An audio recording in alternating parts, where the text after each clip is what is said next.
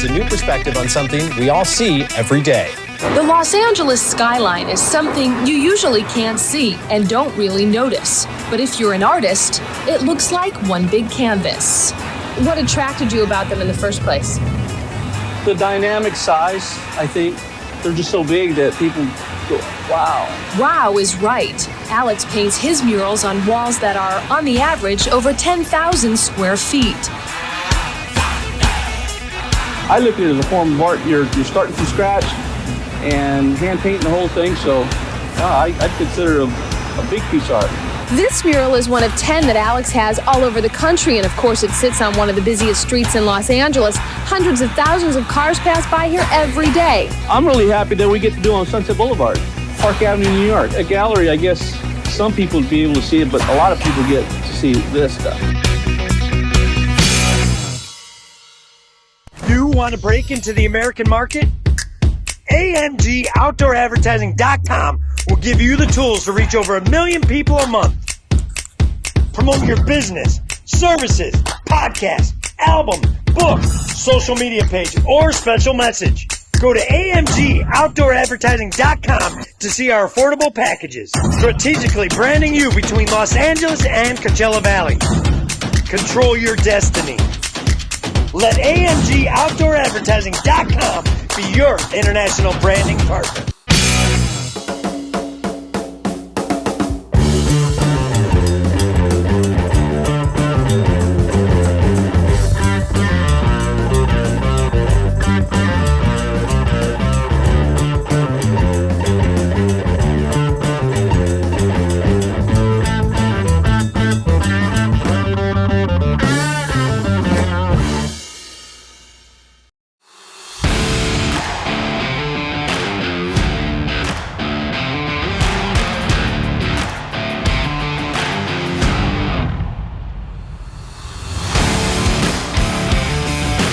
Generations of rock. How have I known you for 30 years and never gotten a single free wah-wah pedal out of you?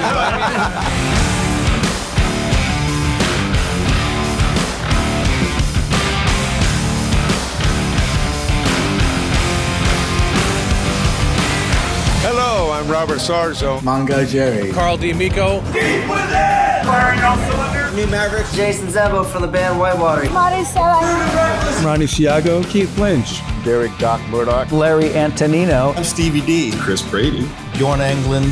Mike Encino from Soul Sign. We are Where It Lies and you are watching Rockefellas TV.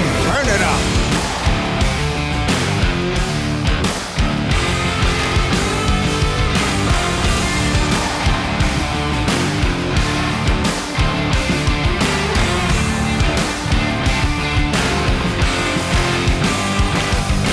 Welcome to the Ronnie Sciago Show.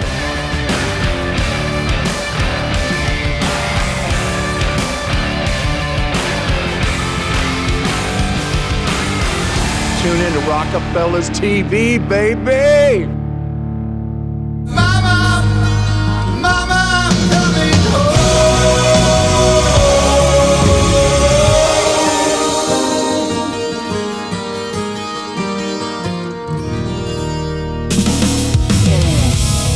When the sun goes down in Tinseltown, all the lost and found in Tinseltown, Hollywood Hills and Canyon Roads, steal your heart and soul, die young and never grow old.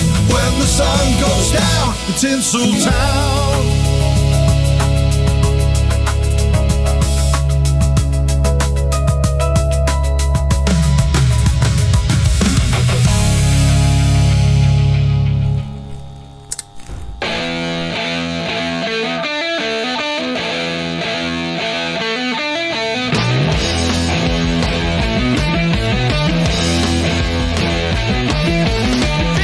with my woman, 'cause she couldn't help me.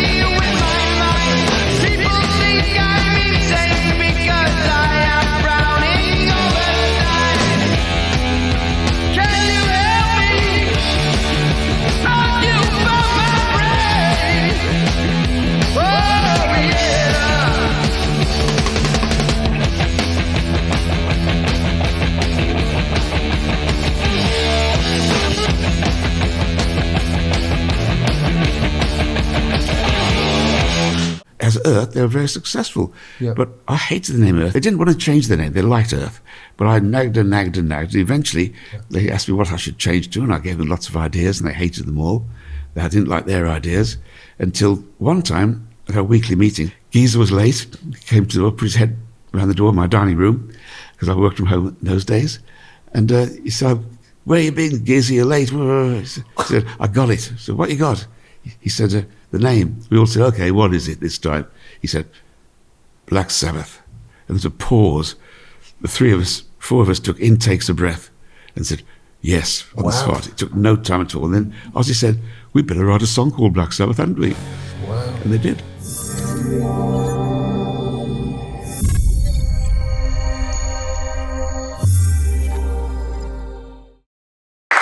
But welcome to Alex to the UK, because this is a very, very special occasion. Now, there's a few people who've sort of said to me when I've mentioned about Rockefellas TV, and it's all sort of new, and they've been sort of building bridges, and it's been in the works for, to say, the last sort of 4 or 5 years. There's been a lot of things going on, lots of swans gliding gracefully across the water, and nobody's seeing how hard everyone's paddling underneath.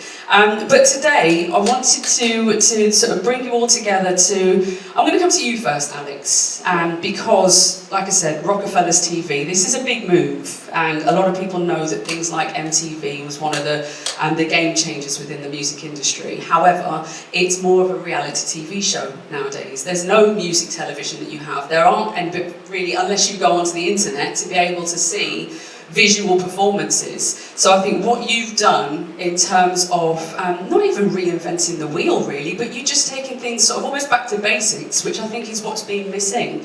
So can you tell us a little bit more about fantastic background with the art, but how do you go from that to sitting there one day and saying, "Do you know what? I'm going to start a music television channel"? Yeah, well, it all started as you know, I'm a muralist.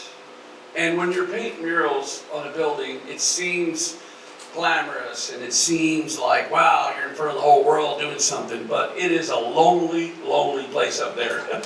There's no one to talk to except your assistant, and there's only so many stories he can tell you. So while I was up there, I thought to myself, you know, I'm starving for conversation, right? So I thought, I think I'll buy a bar. So I bought a bar in Corona because I'm a musician and I like playing, but I don't want to learn 40 songs. So I thought maybe I could get bands to go in there and play, and I can play maybe 1 or 2 songs with them. So that's what I did.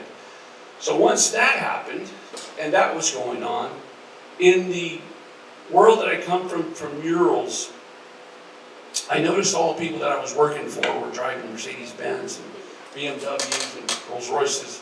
I thought, I'm in the wrong end of this business. So I started to acquire my own billboard network and all over Southern California.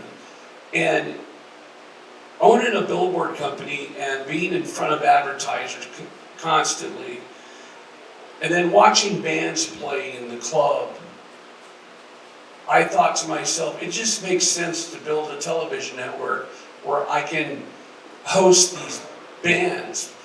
And in particularly because the cell phone and the internet has changed the world, as everybody knows. Those days of a record label signing a band for, you know, giving $1 million, like, I want you to write a new album, we're going to take you on tour, buy your merch. Those days are gone.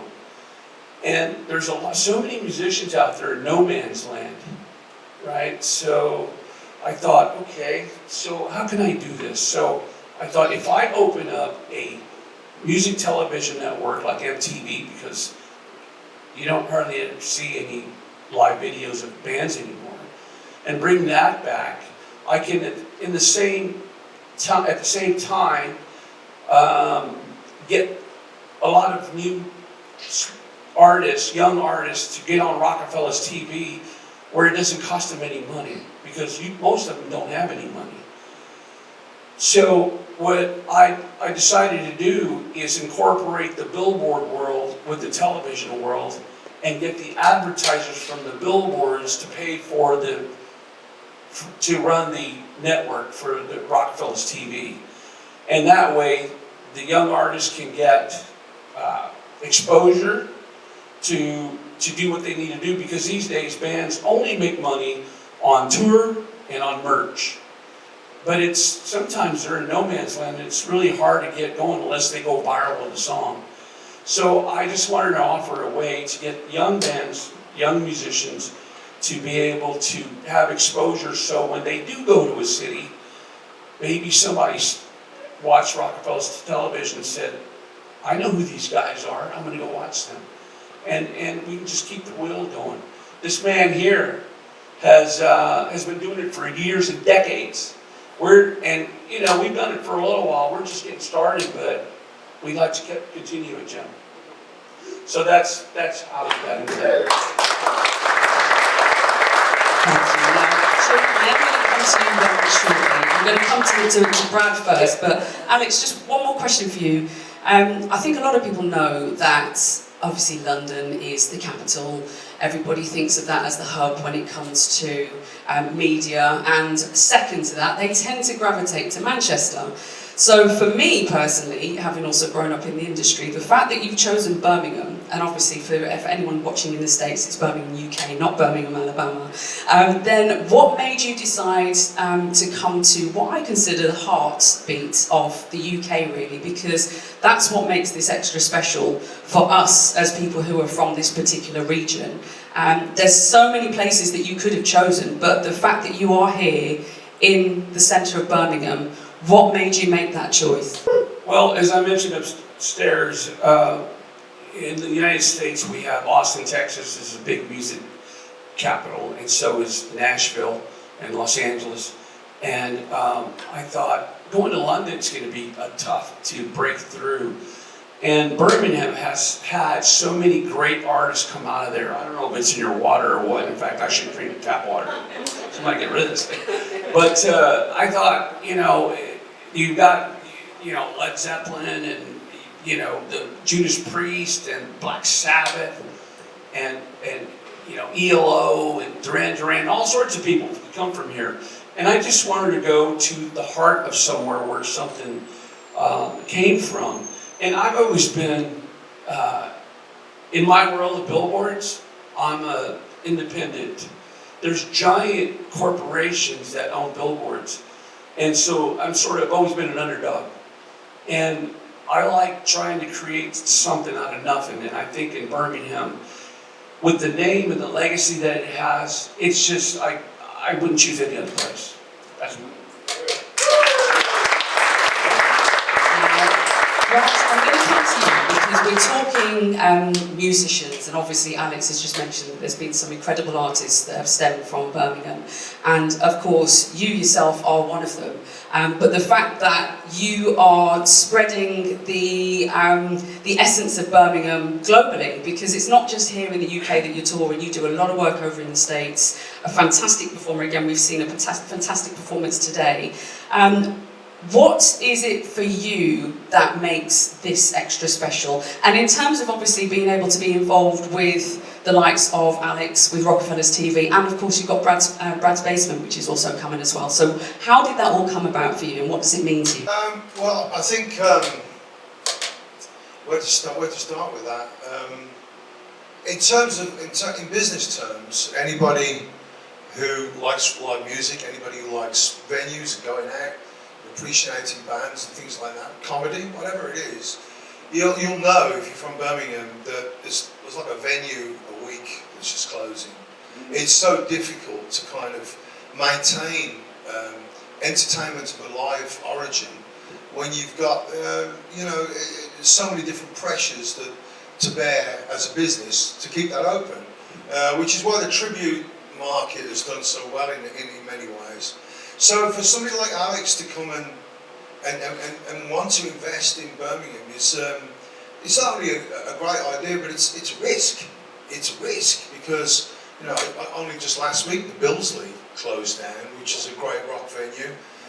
So many bands have passed through there. So I think first and foremost it's really to be admired that Alex came and done what he's done, and he has massive plans to kind of invest in youth and invest in young bands coming up and trying to promote that, and that's very difficult, but it is achievable.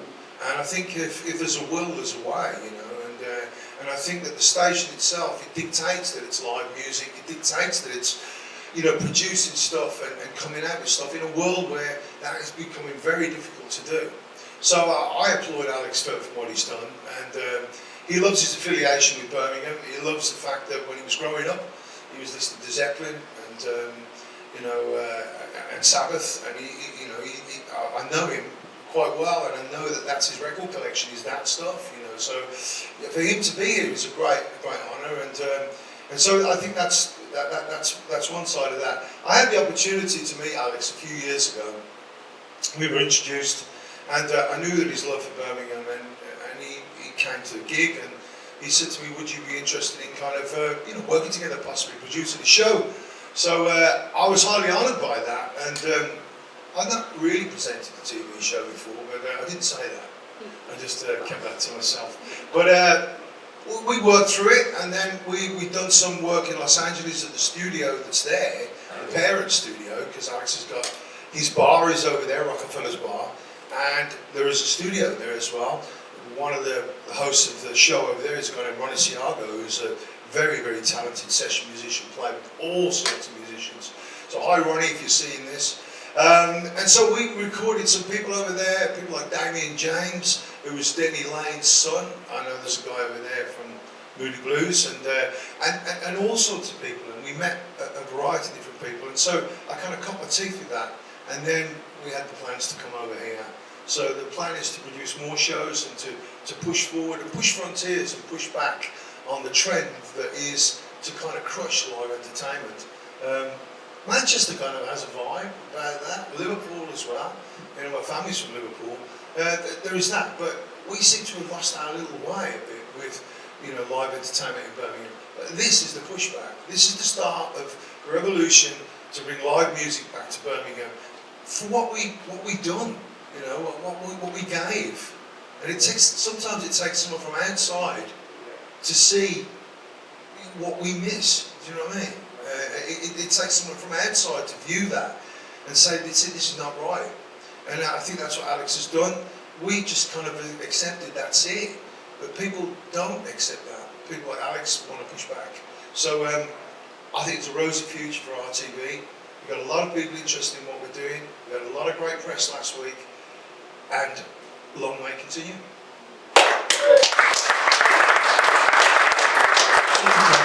People that have come from the likes of Birmingham, I think it's very fair to say that every single one of us in this room is sat here with who I consider music royalty, because there's a lot of things within this industry that wouldn't have happened had it not been for people like yourself paving the way and opening doors for many an artist that followed. And as someone who's in music management myself, you are sort of someone who I bow down to. And the fact that you're still here doing what you do, and the fact that it's so important for you as well to make sure that music is still heard. And as Brad's mentioned, when there's venues that are still closing down, with you providing something like the Jazz Festival to make sure you're putting bums on seats, you're making sure that people out there still have access to live artists, grassroots artists, people who are up and coming, then this is something that we need more people, obviously, like you. So thank you for all the fabulous work that you continue to do for the city, first and foremost. For you, as far as the Jazz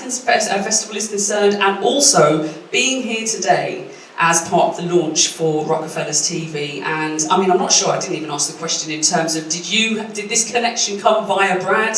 Because I know that you go a long way with Brad. So Jim, tell us a little bit more about what this means to you and how important you think Rockefellas TV is for the city. Thank you very much.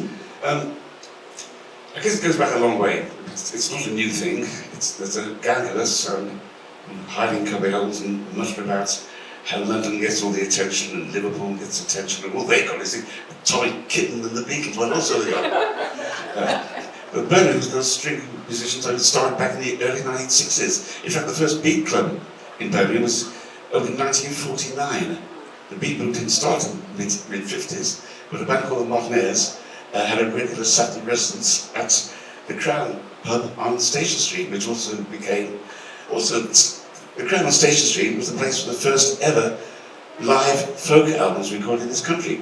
And the featured band was Ian Campbell Folk Group, and support was a man of the Veterans Spanish Civil War, whose name I can't recall, but Ian Campbell had 4 sons. One of them spent some time in prison for helping to arm the dissidents fighting against fascism in Spain. The other 3, at one time or another, were singers with UB40.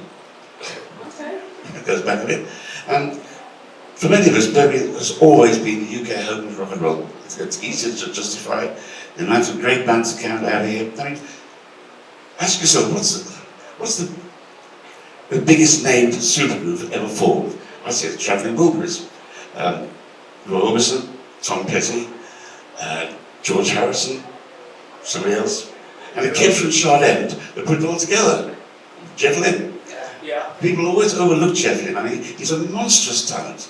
You've got to trace it back to Mike Sheridan and the Night Riders, which featured Jeff Lynne and Roy Wood and some other great players.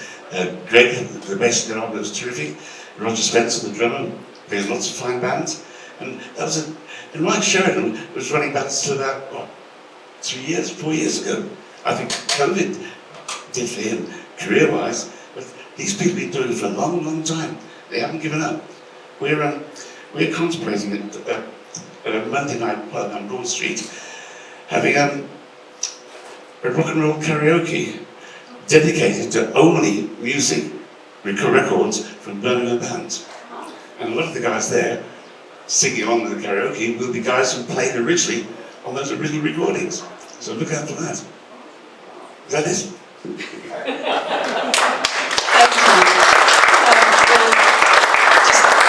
Just coming back to you being able to almost partner up with Rockefellas TV today and Brad, and helping to bring everybody together. What do you think that means now for the opportunity for people to, I suppose, relive their youth to a certain extent when it comes to being able to see some of these music videos that, unless you go onto things like YouTube or online, you're not really getting the opportunity to see them. So what do you think Rockefellas TV is also going to do for the city alongside the hard work that you put in? Well, first of all, we've been fighting this fight for a long time. And when somebody comes along like Rockefellas TV and lands in our city, a TV company from Los Angeles, California, said to me in Birmingham, I'm probably the figures wrong, they've got 2 million viewers in the US, they've got 11 million viewers throughout UK and Europe, and they didn't go to Frankfurt or anywhere from Paris, they came to the Jewellery Quarter in Birmingham. That is inspirational.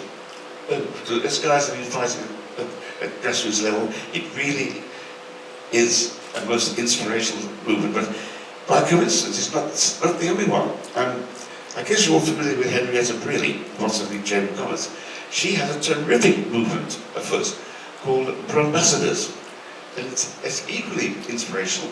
That, plus Rockefellas TV, but it's a lot more interesting grassroots music in this city now than it was 2 years ago. Somehow, at last, people started to notice what we're all doing. And it's like they don't turn their back on it.